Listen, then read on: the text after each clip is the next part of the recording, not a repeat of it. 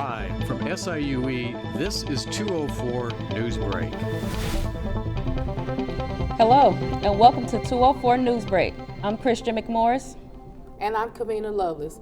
We'll have news from around the world and here on campus of Southern Illinois University, Edwardsville in just a minute. But first, let's check in with NOAA in the Weather Center for a quick weather update. Low pressure is moving into St. Louis area. When this combines with moisture from the Gulf of Mexico, that can mean only one thing: rain is on the way. More weather news coming up in a few minutes. Thanks. Our top story, the largest one-day protest in recent U.S. history. Millions of people across the country filled the streets this weekend for No King's Day. The protests held in all 50 states centered on President Trump's and his administration. Crowds rallied against ICE, immigrants raised government layoffs, and what protesters see as a loss of civil rights protections. President Trump dismissed the event as a work of left-wing radicals. Meanwhile, the president's plan to add ballroom to the White House is angering preservationists. The 90,000 square foot ballroom threatens to dwarf the White House building itself. Demolition crews have already torn down the historical White House East Wing, built in 1902. The East Wing traditionally served as office space for the First Lady and her staff. The $200 million ballroom project will be paid for by private funds and is scheduled to be completed before Trump's term in office ends. For news closer to home, let's go into the field now for a special 204 news report. It's not unusual to see wildlife on campus, but lately, SIUE has become host to an entire flock of Canada geese. This is no new development for SIUE. The geese have likely been nesting here since before there was a university, with SIUE even proposing a plan to exterminate the geese in 2013, which ultimately went nowhere. Even then, the geese still pose a problem for students and staff. This particular species is known for their aggressive, territorial behavior and will often hiss at or even chase passerbys. Overall, student opinion seems generally neutral towards the geese. You know, they're in the way sometimes, but I've never been attacked, so. Some students, however, have a more positive opinion. I think they're interesting. Sometimes they're kind of funny.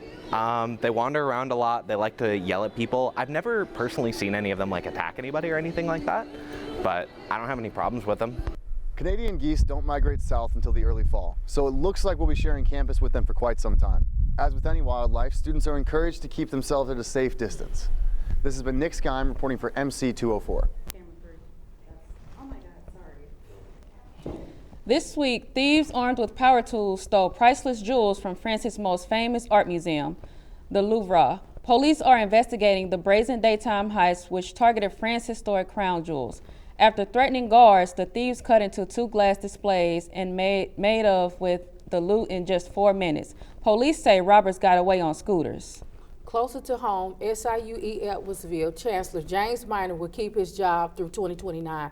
After the Board of Trustees voted to extend his contract, the new agreement raises Minor's base salary to $378,000, an increase of about 11%.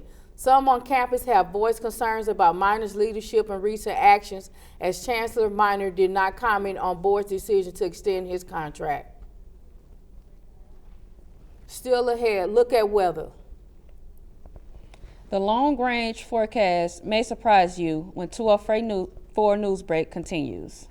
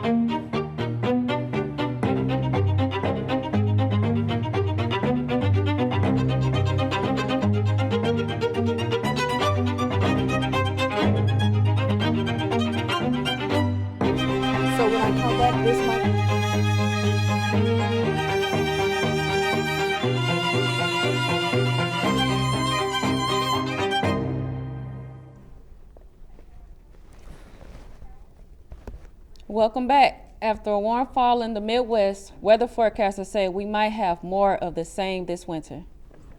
To find out, let's go back to the Weather Center where Noel has the details. Looks like we need to get ready for an unusual winter, and by that I mean unusually warm and rainy. Experts at the National Oceanic and Atmospheric Administration anticipate a less severe winter with reduced snowfall and increased rainfall in most of the U.S. They say that the impact of El Nino as well as the effects of climate change are contributing to this altered winter outlook. So warmer weather on the horizon. Back to you. Thanks, Noah. The Food and Drug Administration has issued a massive recall and common drugs used by millions to treat high cholesterol, known as atropine calcium. The drug is being recalled because the FDA says it does not dissolve properly and may not work. Statins are taken by the estimated 39 million Americans every day. The FDA is encouraging patients to safely get rid of the drug and contact their doctor or pharmacy. In sports, the NBA is dealing with a major gambling scandal. The FBI announced more than 30 indictments involving players, former players, and at least one's coach, Portland Trailblazers coach Chancey Billups. Miami Heat guard Terry Rozier and former NBA player Damon Jones were arrested Thursday. The indictments linked to an organized crime gambling ring and sending shockwaves throughout the NBA. Finally, our thoughts go out tonight to SIUE music professor Manny Watts, who was recovering from a lightning strike on campus yesterday. When asked about his shocking experience, he responded, quote, "It really transformed my life. I'm much a more positive person now." Manny told reporters he plans to take charge of his life and shed light on the dangers of playing the trombone in thunderstorms. Watts' student says he's not only a great musician, but an excellent conductor as well. Well, that's it for 204 News Break. Hope your world is a better, less shocking, and safer place. We'll see you again tonight at 10. Good night, everybody.